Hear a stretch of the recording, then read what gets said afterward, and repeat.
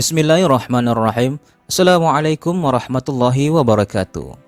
Ulama merupakan pewaris Nabi yang bertugas menyampaikan risalah Al-Quran dan hadis kepada seluruh umat manusia. Tercatat dalam sejarah bahwa para ulama Indonesia memiliki andil yang sangat besar dalam perkembangan Islam. Bahkan beberapa di antara telah mendunia. Umumnya, para ulama tersebut belajar dan menetap di Mekah maupun di Madinah yang menjadi sumber ilmu agama.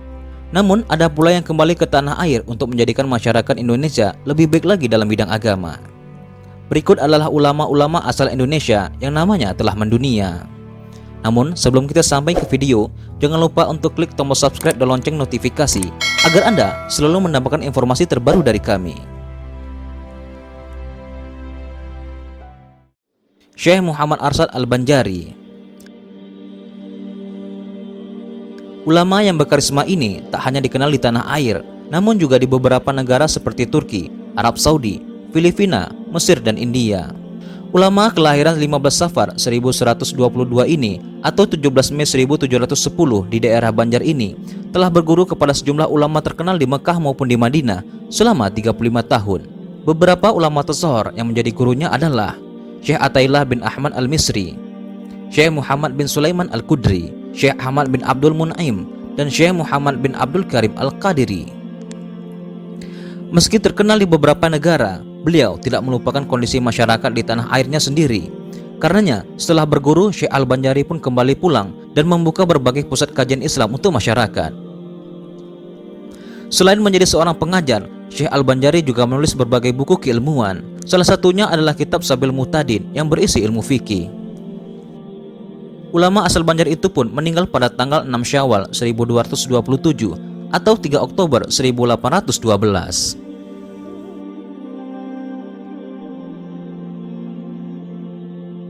Syekh Sulaiman Ar-Rasuli Al-Minangkabawi. Ulama asal Minangkabau ini satu angkatan dengan pendiri Nahdlatul Ulama Hasyim Asy'ari. Lahir di Candan, Sumbar 1871. Syekh Sulaiman berguru pada ulama keturunan Minangkabau yang mengajar di Tanah Suci, yakni Syekh Ahmad Khatib Abdul Latif Al-Minangkabawi. Di tahun 1928, Syekh Sulaiman bersama dengan Syekh Abbas Ladang Lawas dan Syekh Muhammad Jamil Jahu kemudian sempat mendirikan partai politik, yakni Persatuan Tarbiyah Islamiyah atau yang disingkat dengan PERTI.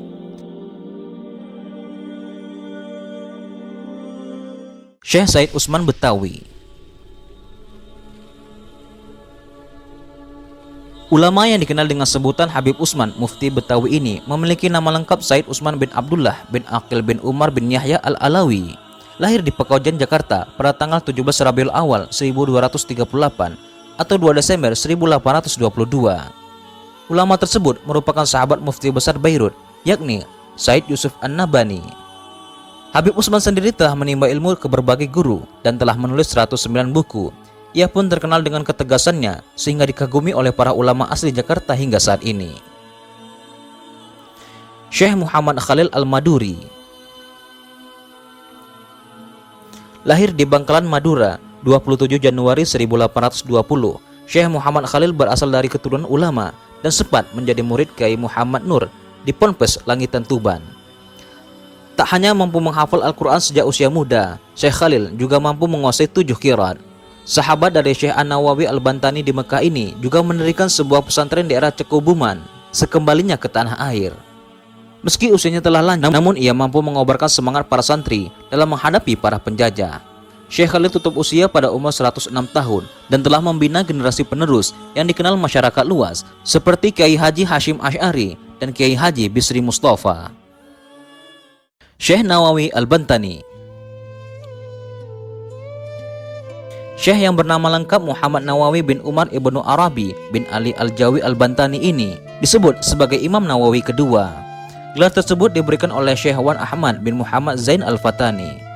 Setelah berada di Mekah, beliau sudah berguru kepada para ulama tersohor dan setiap kali mengajar, ia akan dikelilingi oleh para santrinya yang berjumlah 200 orang lebih. Syekh Muhammad Mukhtar Al-Bughri. Syekh yang lahir di Bogor 14 Februari 1862 ini memiliki nama lengkap Muhammad Mukhtar bin At-Tariq Al-Bughri Al-Batawi Al-Jawi. Awalnya ilmu agama yang ia raih berasal dari keluarganya sendiri. Setelah itu ia kemudian hijrah ke Jakarta dan berguru kepada Said Utsman.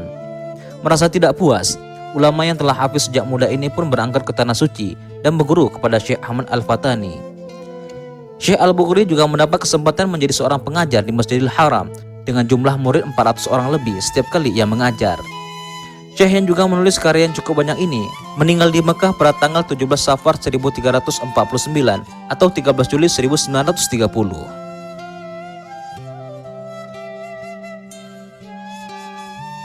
Syekh Abdul Hamid Asahan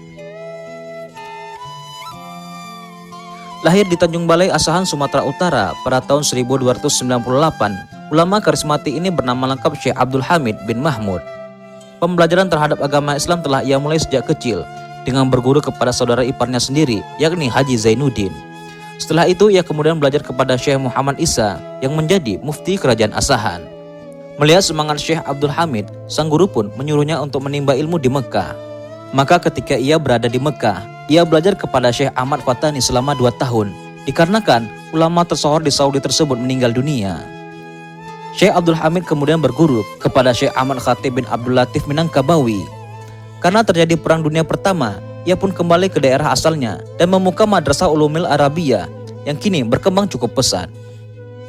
Syekh Abdul Hamid juga telah menulis sejumlah buku dan wafat pada tanggal 10 Rabiul Akhir 1370 atau 18 Februari 1951. Itulah nama-nama ulama asal Indonesia yang namanya telah tersohor di berbagai penjuru dunia.